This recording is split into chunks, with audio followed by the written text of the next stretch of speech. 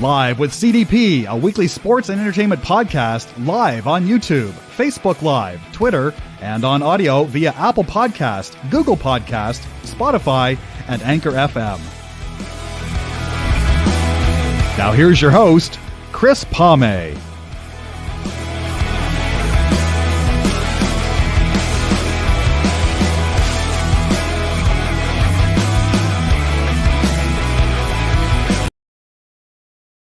Good afternoon, everybody. Welcome to Live with CDP podcast on this Friday, May 13th, 2022. Season 3, episode 39, and this is episode now 149 I've done since March 2020. I'm looking forward to my guest today.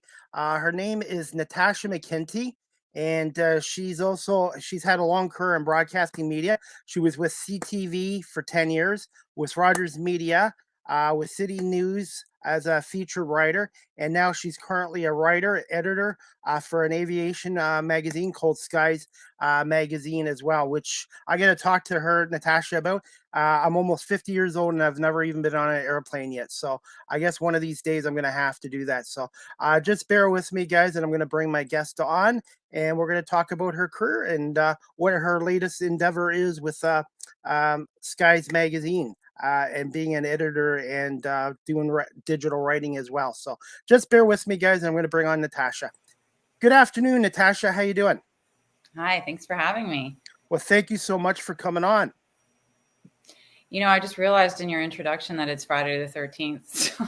I just did that too today too. I didn't think about it. I knew it was Friday, but I didn't really think about, oh yeah, it is Friday the 13th. So yeah, so maybe I should have picked a different day. Well, so far, so good so far. So good. Other than the traffic in Guelph being bad today. Well, the traffic from my bedroom down to the kitchen wasn't too bad today. So. Oh, okay. That's a bonus. So how things going with your current endeavors with Skies Magazine, an aviation magazine, and just tell my audience just a little bit about yourself. All right. So I, unlike yourself, I've flown before, but I'm very new to the aviation industry. I started actually during the pandemic writing for Skies Magazine, which, I mean, if you can do that, you can do anything. Most of the planes were grounded when I started. So the news was not good news. It was pretty stagnant for a while. So things are picking up. The world is opening up. Borders are opening up. People are traveling again. And it's an exciting industry to be a part of. I'm starting to actually see what pre-COVID aviation looked like, and I'm loving it. It's tons of inspiring stories.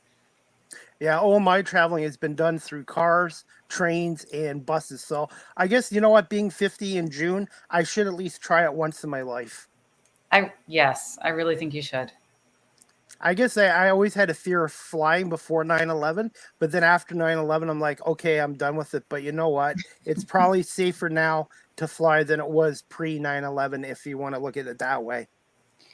Yeah, and I mean, the aviation industry has faced many obstacles in the last, 50 years with 9/11 and SARS and COVID and, recessions. And each time the industry actually gets safer and stronger. So it's the best time to fly right now.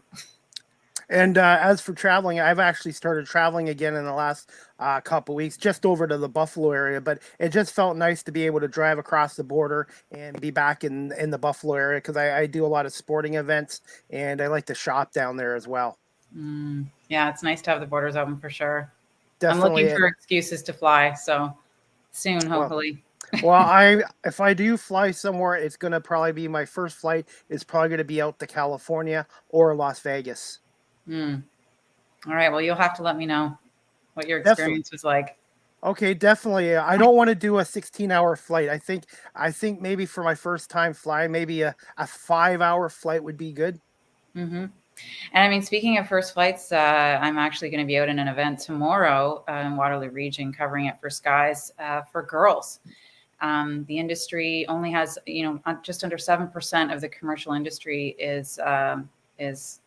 sees female pilots as leaders. So this event is in its, I believe, 12th year, where girls ages 8 to 18 fly for free, and it'll be their first time, most likely flying as well.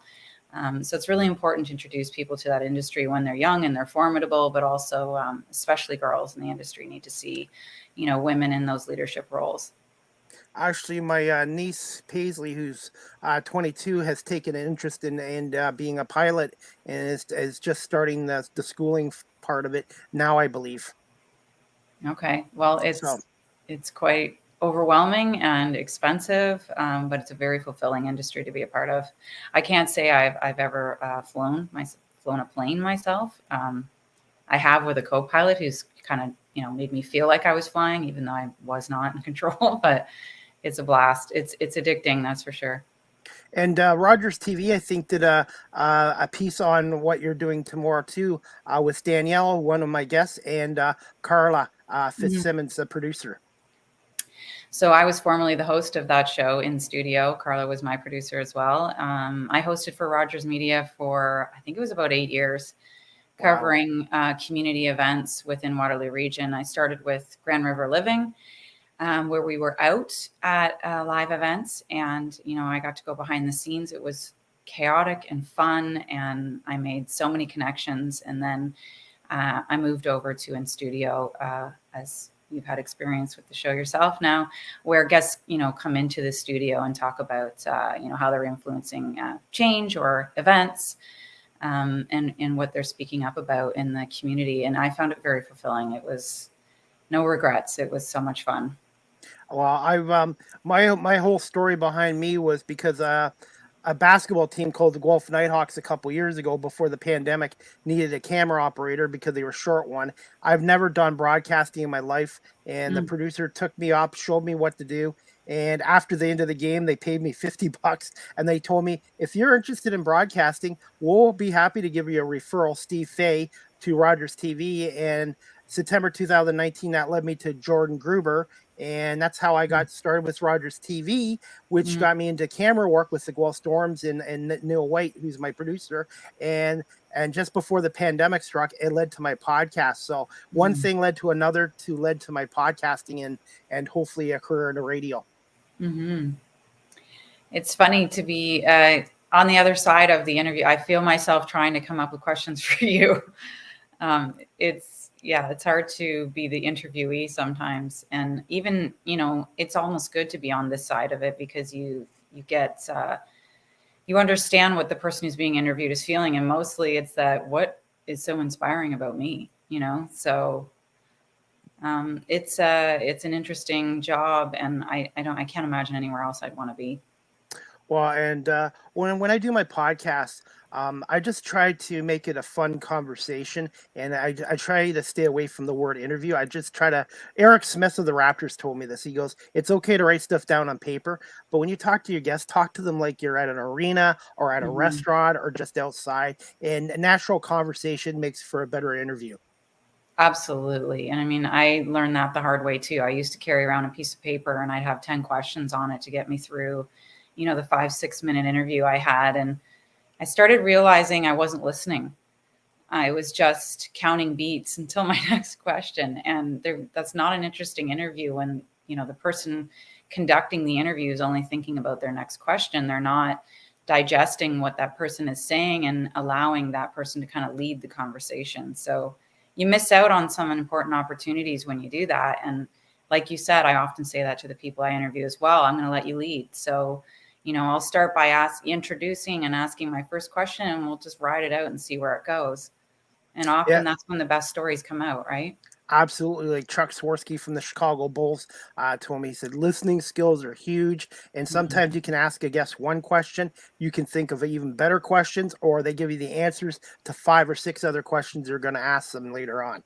Mhm. And I mean, for me, as watching any talk show or news interview, I find it really tough to watch when I know the person conducting the interview isn't listening, because they're missing the mark, and it just seems like they want to hear their own voice rather than tell the story. And so I like I said, I learned that the hard way by being too prepared and trying to stick to that 10 questions. The who, what, when, where, why, and then get out as quick as I could because it was, it was a stressful spot to be in the spotlight. But yeah, you learn from experience that, if you can walk up to someone at a live event and just start a conversation, why can't you do that on camera? And it's easier to watch. And that's one thing I'm doing now, Natasha, with things have opened up. I'm starting to do live interviews on my TikTok. I go up to wrestlers or lacrosse players. Hey, after a game or after a match, hey, are you able to come on and talk to me for 2-3 minutes, do a live interview, and just start doing interviews without having anything on paper and just doing it with using my brain and just basically ad-libbing. I think I learned to hone that skill too when I was doing the live parades, the Santa Claus parade and the Canada Day parade, and any other live event that I went to was like, here's a mic, go find people, and it's just full panic mode when you start doing it because you're like, what am I going to talk about? But yeah, it just comes to you. Definitely. And like I said, every podcast show, I learned something new from my guest, and then I just take that information and try to apply it to my future podcasts as well. Mm-hmm. And I said, as you mentioned in the introduction, I started at CTV, so I spent a good decade behind the scenes before I was actually on camera. And all I ever wanted to do was be on camera. All I ever really had the passion for was to storytell, but I didn't have the confidence. So I stayed behind the scenes for a long time, basically the bulk of my 20s, because I started at CTV at 20 years old and left at 30. And so I didn't have the confidence or the self-worth to say, you know what, I should be the one on camera. So I kind of stayed silent and behind the scenes for a while and watched how other people did it until I felt confident enough to, put my hand up and say, you know what, that's actually what I really want to do. And I would say I have certain regrets about that as well. I wish I'd gone into it right away. I wish I'd had the confidence and, maybe even podcasts like this and interviews like this to watch and realize I'm overthinking it. And it's just a conversation. And if you're a storyteller, you're intrigued by other people's stories and you're inspired by, the evolution of their career or how they got to, where they are today, then go for it because you can really see passion. It's obvious when the person really wants to be there and listen to that story. Definitely. I've always had a passion for broadcasting, but I'm almost 50. But back in the 90s, I didn't know what I wanted to do. And I did like broadcasting, but they didn't have this platform or technology back then. And I ended up taking law and security, which I don't regret. But in hindsight, I wish they had this technology sooner. But you know what? It's never too late to switch careers. And one thing I wanted to say, Natasha, before the Nighthawks experience, actually, I was in New York a few years ago before that. And I always like to share this story with my guests. I was at NBC Studio Tours, and they had a 5-minute skit with Jimmy Fallon's on his desk at the studios there. And me and a whole bunch of people were there, and they asked, somebody want to stand up and be the TV host for this 5-minute skit? Nobody did. And then I decided, the hell with it. And I put my hand up, and I actually did okay on a teleprompter. And that kind of gave me a little taste of what I wanted to do in the future. Mm-hmm.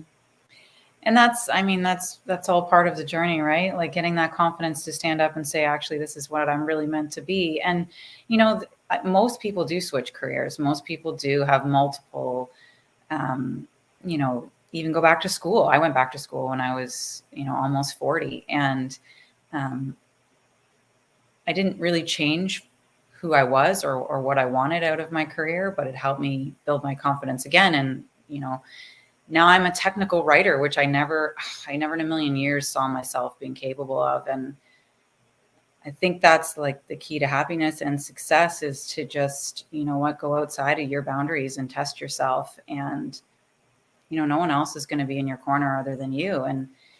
And I've just amazed and shocked myself so many times during my career. And I'm, I'll never look back with regret. So that's, crucial. I was going to say, I'm really lucky right now because I have this podcast platform and I'm also doing the TV side of it behind the camera with Rogers TV. So I'm learning the TV industry as well as sort of the radio industry with the podcasting as well. Mm-hmm.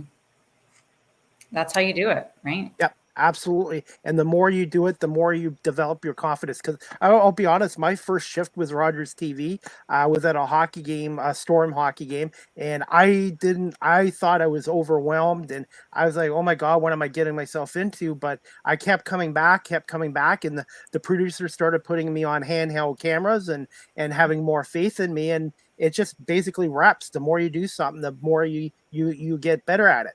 Mm-hmm. And sometimes you see other opportunities that you didn't realize, were actually part of your path or part of your passion. And it's good. It's nice because then you have, this plethora of skills under your belt that you can take anywhere with you. And one thing I'm also learning to do too, Natasha, is to do a weekly blog. So I figure if I can do blogging, writing periodically, along with my podcasting and doing volunteer with Rogers, that'll make me a little more marketable as well. Mm-hmm. And that's the key, So right? Being well-rounded. definitely, and like I said, what I love about this industry is there's always something to learn. Every day there's something new, something changes. And you never run out of stories. Definitely, Yeah. absolutely, definitely. So Yeah. The okay. well will never run dry. That's for sure. Okay. This question I wanted to ask you: where did you attend school, and did you have any mentors when you were just breaking into this industry? Mm. I took television broadcasting at Fanshawe in London. And from there, I went right to CTV. Mentors, I would say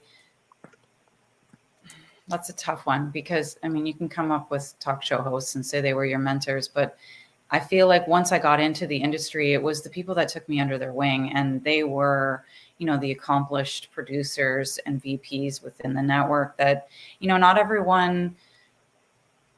everyone wants to take an interest in a 20-year-old who, can't wait to be the next big thing. And I found myself very fortunate. I was in CTV in Toronto to, for some reason, find those, at the time, 40 to 50-year-olds who were within the company who, were VPs and directors and producers of live programming who took me under their wing and had the patience to, coach me and show me what is acceptable and what isn't acceptable in this industry. And I don't know, I still to this day, I'm very grateful to all of them.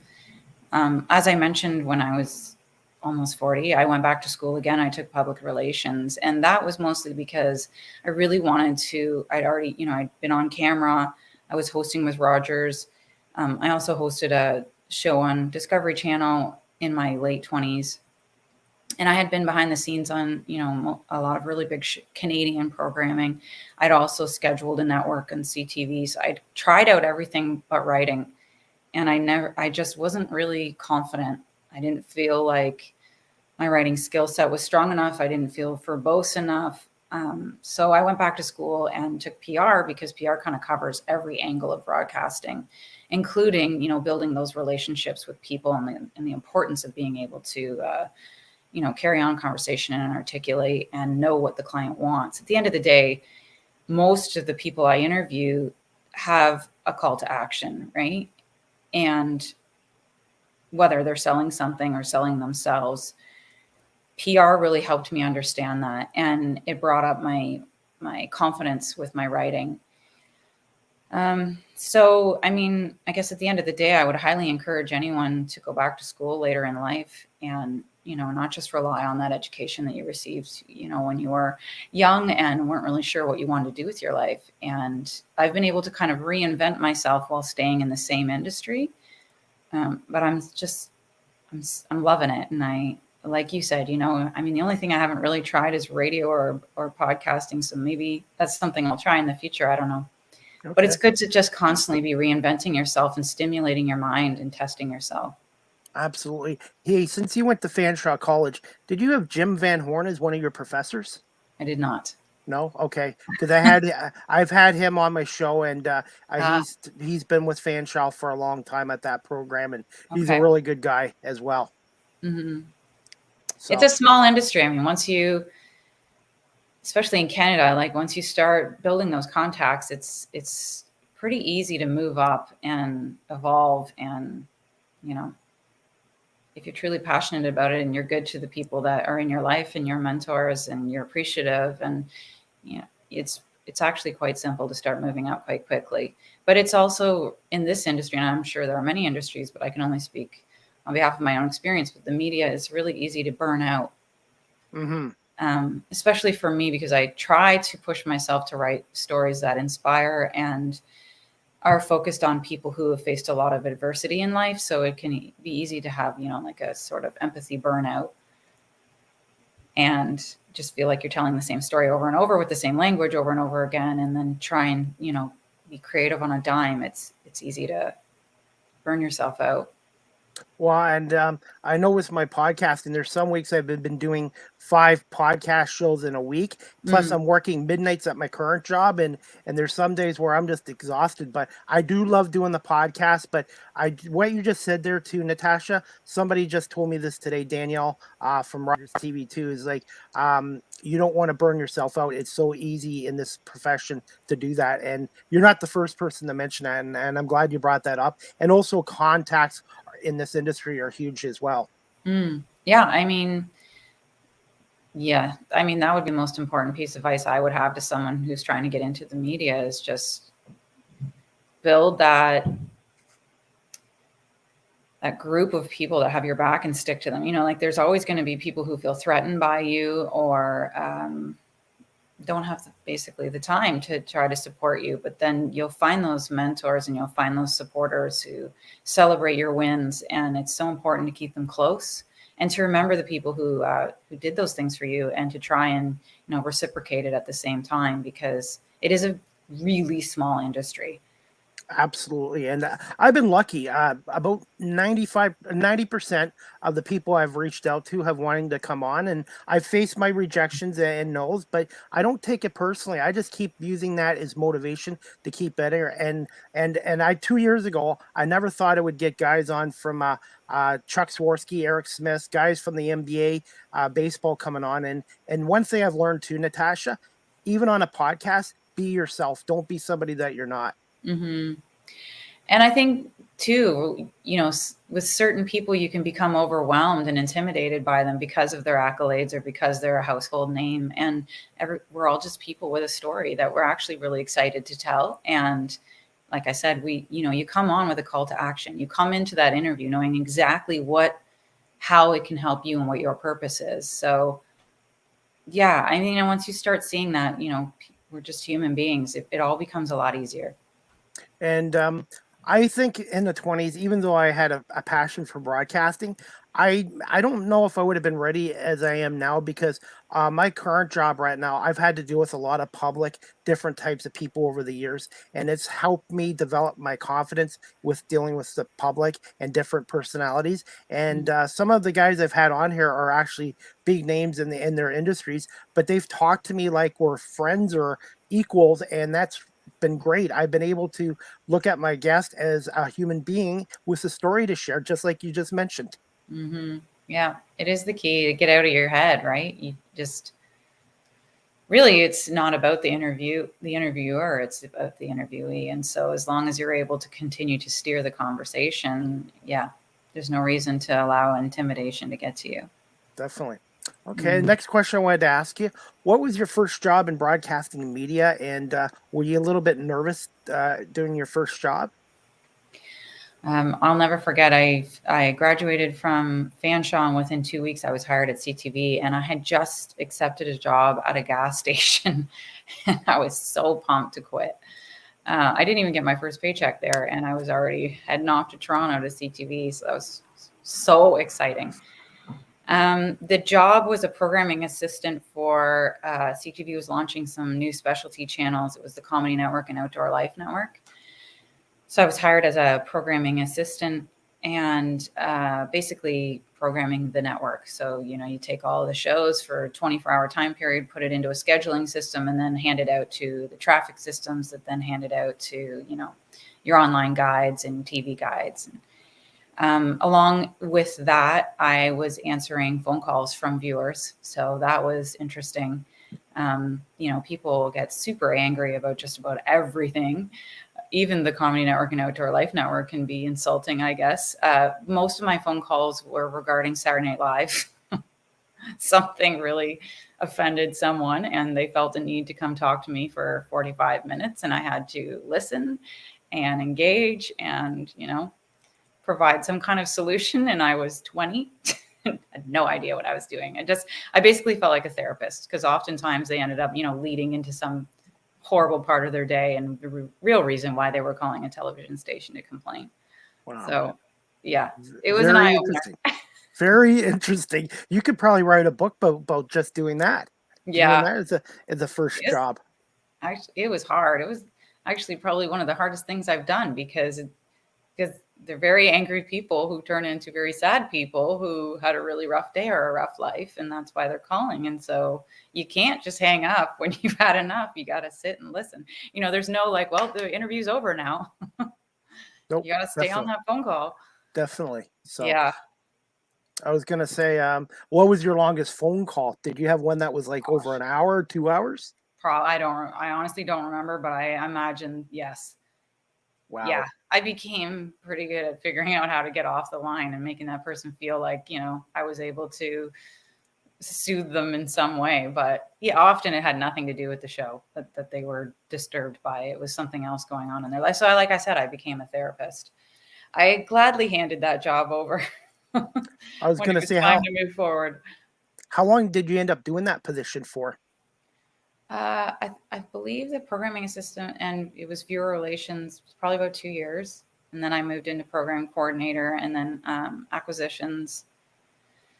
But all the while I was taking any kind of freelance position I could get, working nights, working on live productions, so that I could understand every facet of broadcast media, because I always felt like my dream was to be on camera or to be, conducting interviews in some shape or form. But I wanted to know every angle first. So yeah, I was trying it all, and it was, no regrets. Like I said, I had a blast. I still have a lot more to learn about behind the scenes of the camera with Roger. So hopefully this summer I'll be able to learn a little bit more, and I'm hoping to see Carla in studio, and maybe she can show me graphics and audio. And just like you said, the more you learn, the more marketable you become. Oh, for sure. Yeah. Definitely. Okay. Yeah. Are you still good for time? You're okay? Great for time. Yeah. Okay. How important was volunteering to your career? Or internships? I say that to people. Yeah, I mean, oh gosh, it's so important. It shouldn't be undervalued either. Someone who's volunteering is sometimes working actually harder than someone who's getting paid to do the job, and it really demonstrates your passion for the industry. I mean, I have, oh my gosh, throughout my career, I volunteered many, many times for different positions, different charities, different community initiatives, just to understand the stories I'm telling and, what goes on behind the scenes, but also to heighten my own confidence and my skill set. So it is absolutely valuable to volunteer. And, although you may not be receiving any kind of cash incentive to be there, what you take away from it is invaluable for sure. Never mind the relationships that you build as a result and the people you meet. And that's how you find out, is this really for me or not? Absolutely. And if I'm going to be honest with you, and I'll be honest with my audience on here, if I never volunteer with Rogers TV, I don't think I would have ever come up with my podcast, to be honest.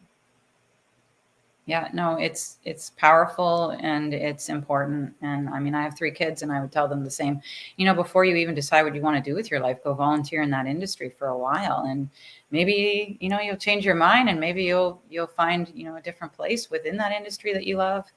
But yeah, oh gosh, I'll never stop volunteering, ever. Absolutely. I've been volunteering in the city of Guelph since 1985. I was a big brother.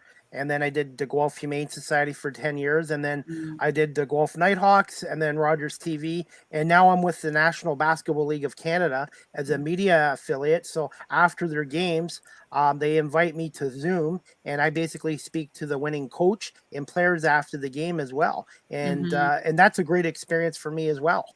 Yeah. And I mean, I think a lot of people, when they hear the term volunteer, they associate it with charitable organizations, that's fulfilling in a different way. Yeah. But yeah, I mean, you can also, I did PR for for a pediatric oncology group in Ontario. And that was the first time I actually was able to call myself a PR professional and, pour my heart into something that I believed in too. So you're owning that skill, but you're also giving back to something that you feel good about.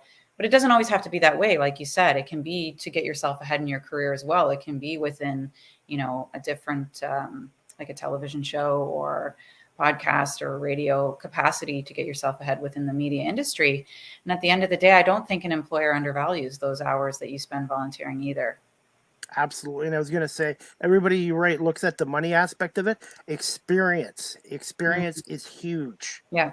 Yeah. I mean, yes, I can't speak highly enough about volunteering or, even taking those roles that might be, you feel a little bit below you. Actually, you never know where it will lead. And yeah, at the same token, it gives you that comfort level to kind of exhale and just kind of reach out within the company and ask for those opportunities to heighten that skill set.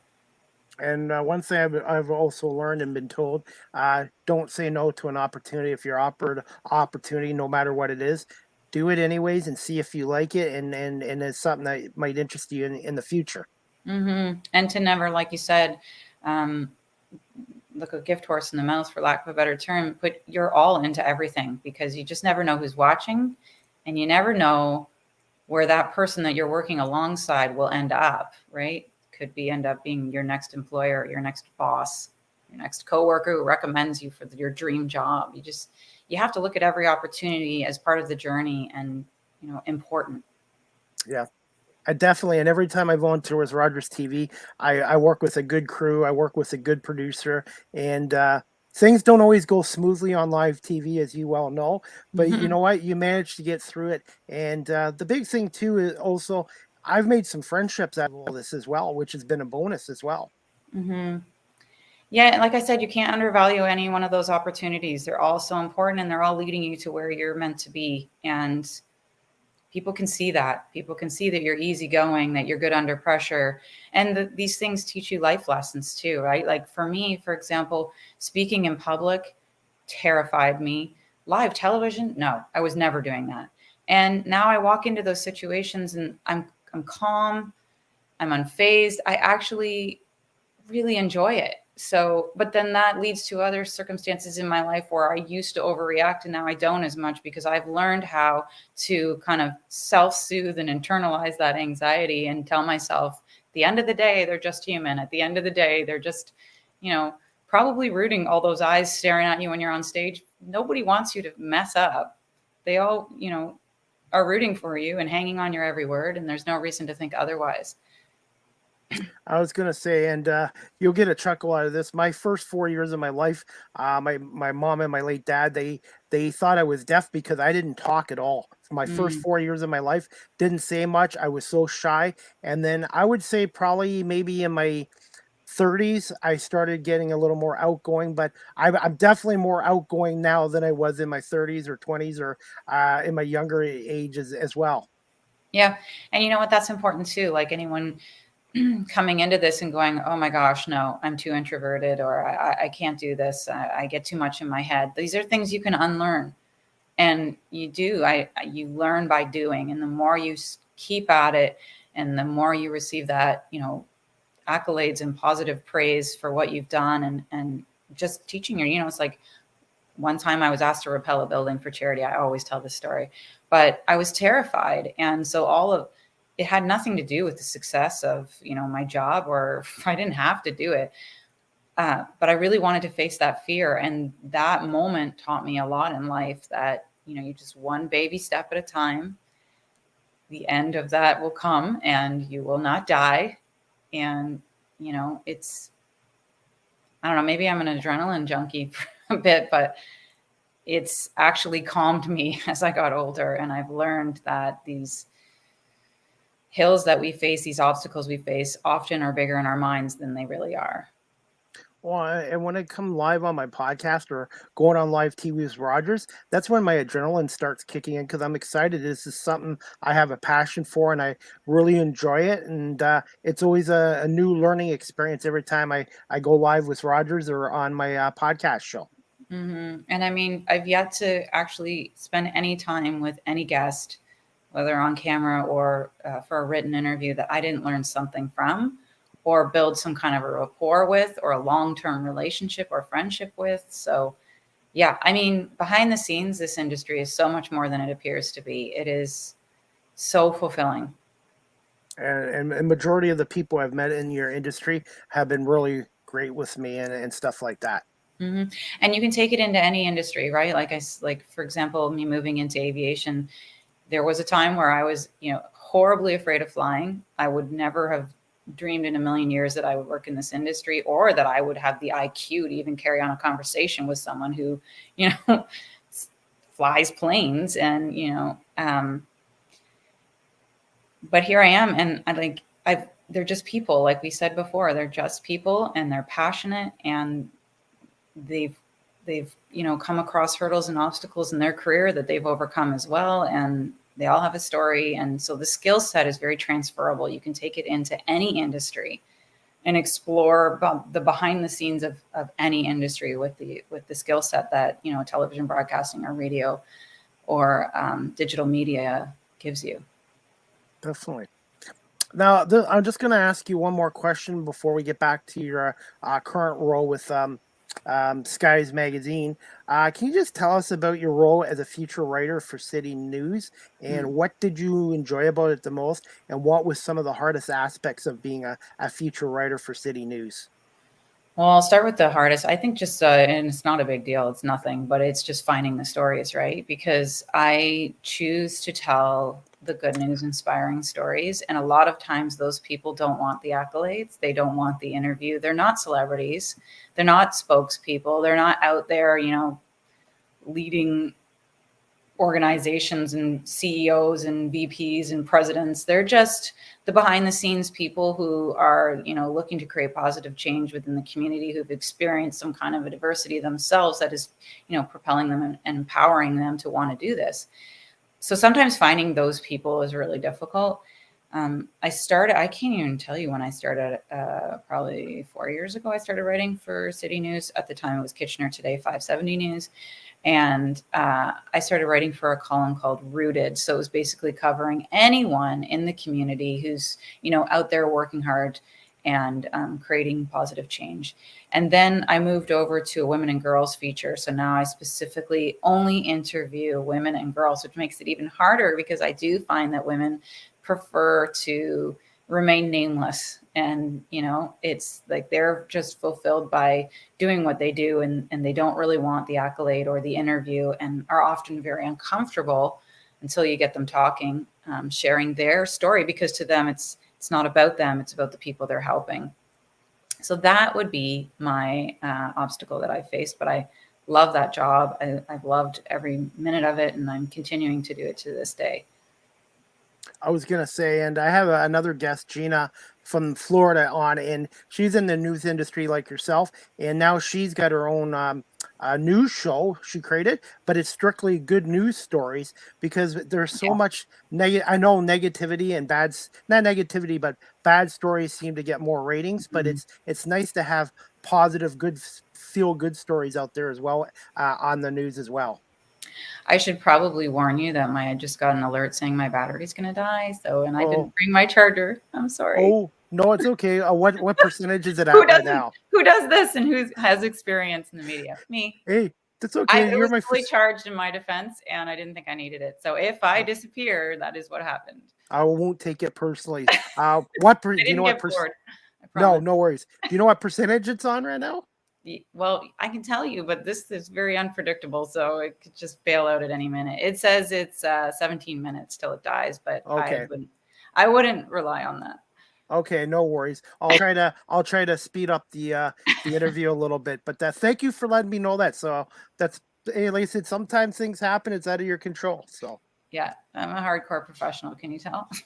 No worries. Don't worry. I did a podcast a few months ago, and I forgot to. I had everything prepared, and then my laptop got down to less than 5%, and my guess like your signal seems to get weak. And I looked, I'm like, oh my god, I forgot to put my laptop in, and thankfully I managed to get it plugged in and charged before it died. So I've had to. If I have to plug it in, I have to run all the way upstairs. So we'd be better off just Yeah, no Not leaving worries. dead air. No worries. Okay, I'm just going to ask you about this question. Tell us about MHM Publishing as your online editor, and what's a normal day like in this role with Skies Magazine? Yeah, so MHM, they are the publisher of Skies Magazine. So I'm employed by MHM, but I write for Skies and Vertical. Occasionally, Vertical is a helicopter-focused magazine. Skies is a vertical a fixed wing magazine, and the stories that I tell are basically pilots and people behind the scenes in the aviation industry who are, exceptional, intelligent people. For example, one of my favorite stories was the 9/11 fighter pilot who was, given an hour's notice to take down one of the commercial airlines. And didn't know if her father was the pilot and would have lost her life in the process because she didn't have any weapons on board and did not question it. She was doing it anyways. So she was basically not sent on a kamikaze mission to take down a commercial airline on 9/11. I mean, I didn't even know how to start that. I didn't even know. Like, I went into that interview so overwhelmed and having to go over and over in my head, just a human being, even though she's way cooler and, braver than I could ever imagine being. A normal day is, getting the daily news out. So every morning there's, a bunch of press releases that come in and news stories that need to be written and published and then sent out in our newsletter. And then an afternoon would be filled with, interviews and writing, focusing on the next issue of Skies Magazine. For example, yesterday I did an interview with Cockpit USA. They are the creators of the flight jackets in Top Gun.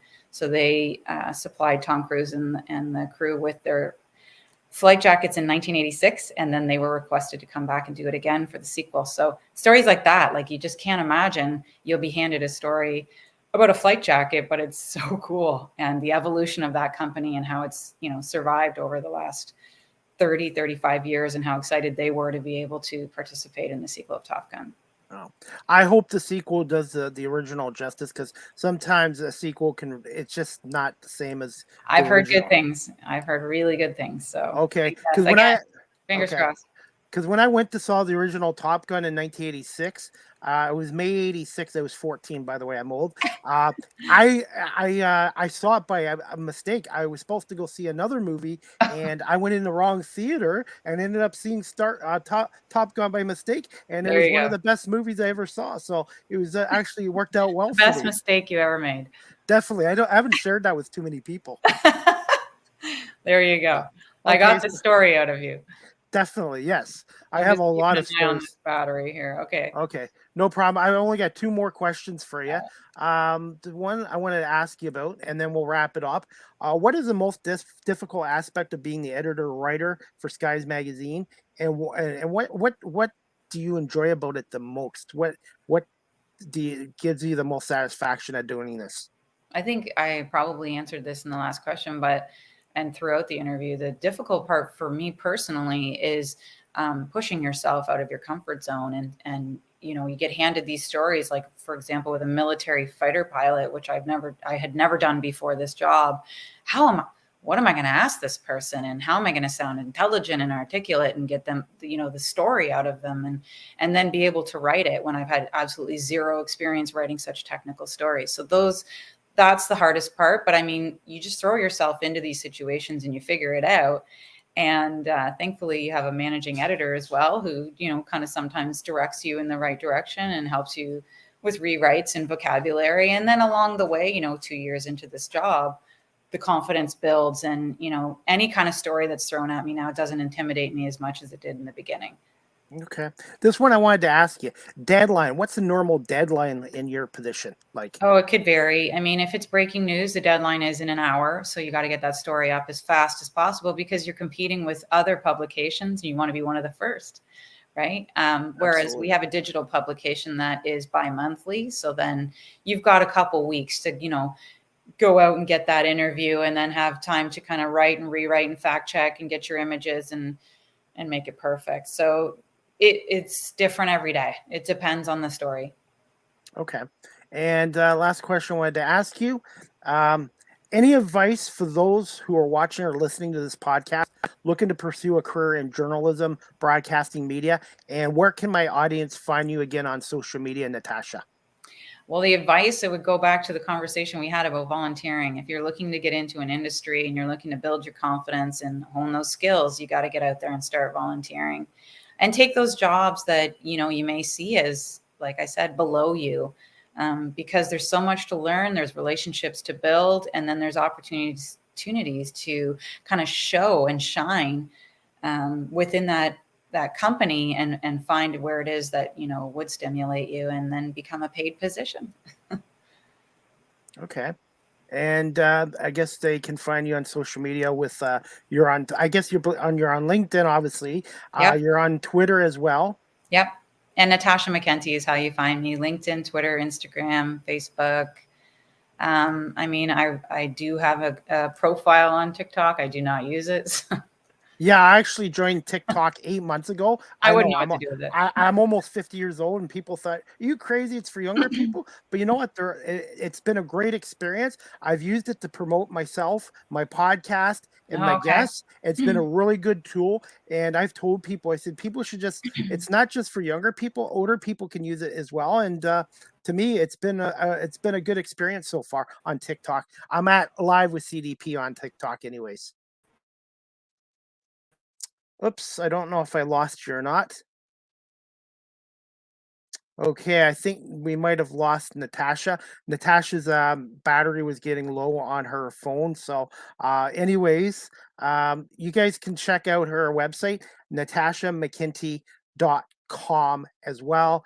And you can also follow Natasha on Twitter at Natasha McKenty. And Natasha is also on LinkedIn as well. So it looks like we've lost Natasha due to her battery running out on her phone. So we're going to wrap this podcast up, but I just want to say thank you so much to Natasha McKenty for coming on live with CDP podcast season 3, episode 39 today. And please check her out on Twitter, on Instagram, Twitter, and on LinkedIn. And you can also, again, check out her website there as well, natashamckenty.com.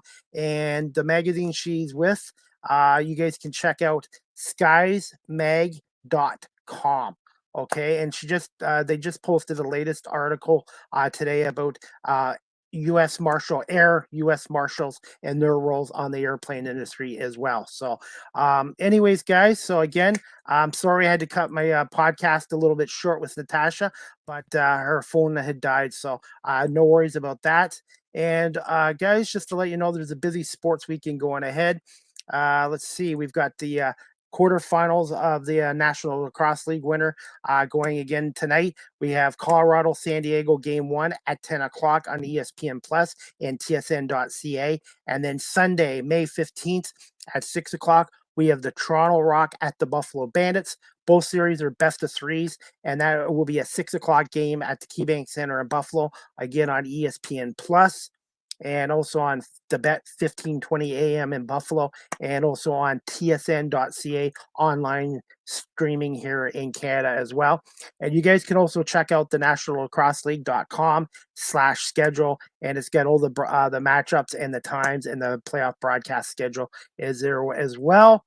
And I'll just put this on my ticker as well. So, and also, guys, we got the National Basketball League of Canada's playoffs beginning this Sunday, May 15th. Windsor at London at 2 p.m. at Budweiser Gardens, and then Kitchener Waterloo Titans at the Sudbury 5 at 3 o'clock. Both series are best of fives. The winner of these best of 5 series will meet for the 2022 NBL Canada Championship, which they haven't held since 2019. The Moncton Magic were the last team to win it. There was no championship in 2021 because of the pandemic. So I hope you guys can tune in. You guys can catch those NBL games, playoff games this Sunday on NBLC TV. Just go on their website and you can register with them there, and you can watch those games. I'm picking London over Windsor in 3 games. No disrespect to Bill Jones and the Windsor Express. I just think London is clearly the class of the league. So I'm picking London over Windsor in 3 games. And I'm taking the Kitchener-Waterloo Titans in an upset over the Sudbury 5. I know Sudbury was 5-1 against Kitchener in the regular season, but I'm going to pick Neil Foreman's first-year coach with the Titans. Titans to upset not the Wolves, the Sudbury 5 in 5 games. So I think it's going to be a London Kitchener NBLC Canada finals. And I've already my prediction for NBL champion is obviously the London Lightning and Cameron Forte, their forwards. So we'll see what happens there as well. Guys, I got a special announcement to make. My next live with CDP podcast is going to be my 150th episode. 150 episodes, hard to believe. Monday, May 16th at 7:30. One of my guests is Kelly Dudzik. This will be her 3rd time. Dudzik is an American Emmy Award-winning journalist currently working as the anchor on midday on WGR.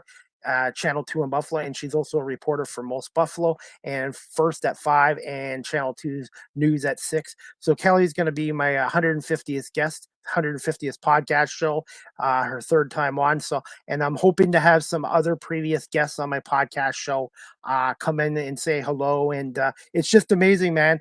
150th episode in over 2 years. And without my guests like Kelly and Pete Gallivan, Stu Boyer, Chuck Swirsky, Eric Smith. There's so many of them. I don't know if I would have been able to keep this podcast going. So a podcast is only as good as its guests. And I've been very fortunate and very lucky to have great guests on. And the Buffalo media market has been really great with WGR coming on. And also Keith Radford had come on before he retired with WKBW and Buffalo. And also the guys from WGR Radio, Pat Malacaro, Sal Capaccio, Howard Simon, Chris the Bulldog Parker. So I'm hopefully I'll have some former guests or previous guests come on and say hello to me and Kelly on Monday night.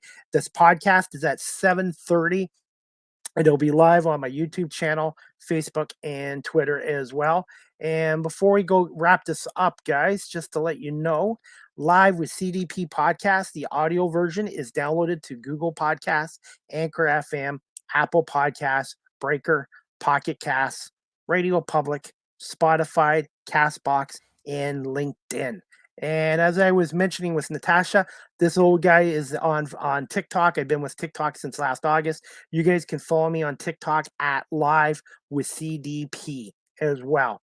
And if anybody wants Live with CDP merchandise, podcast shirts are 15, coffee mugs are 15, and my new podcast hats, if anybody's interested, are $18 as well.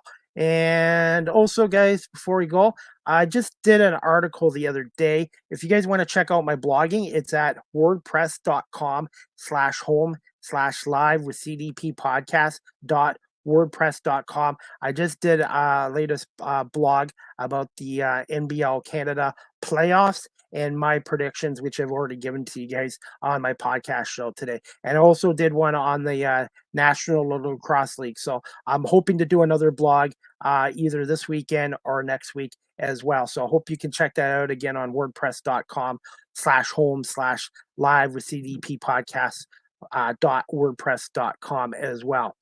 And I'm just going to read some comments here, guys. Let's see. Darla. Hi, Chris. How you doing, Darla? Thank you so much for watching as always. And the other comment, Jason M. Awesomeness. Hey, Jason, thank you so much for watching Live with CDP.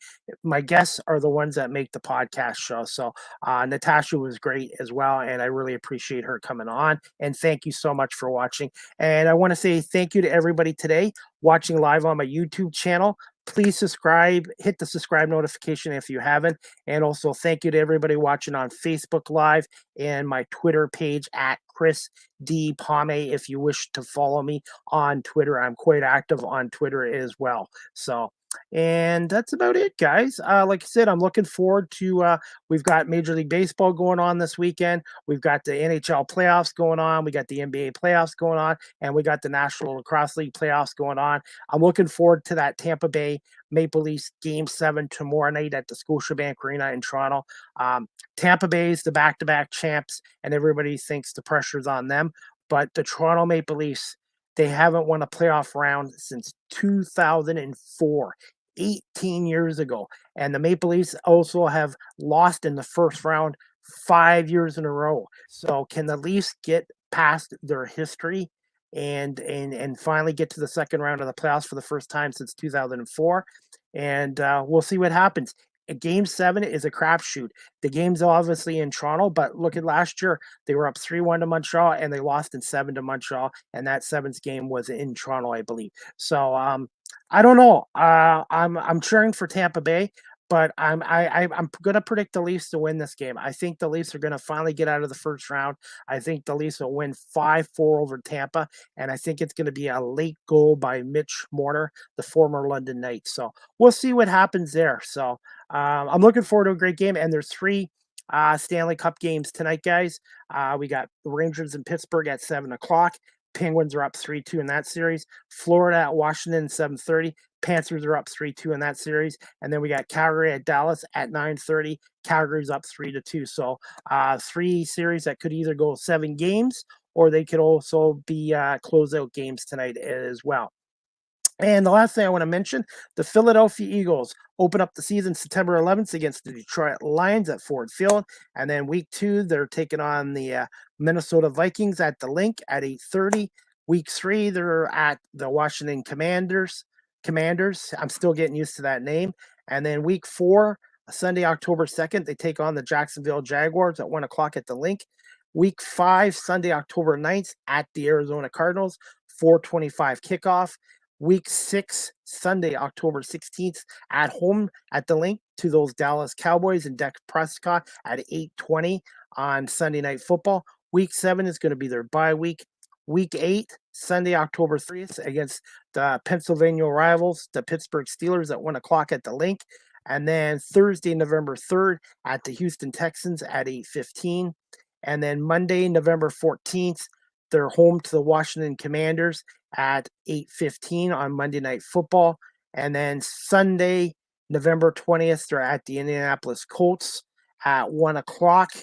And let's see, Sunday, November 27th, they're home to the Green Bay Packers and Aaron Rodgers on Sunday Night Football at 8:20 p.m.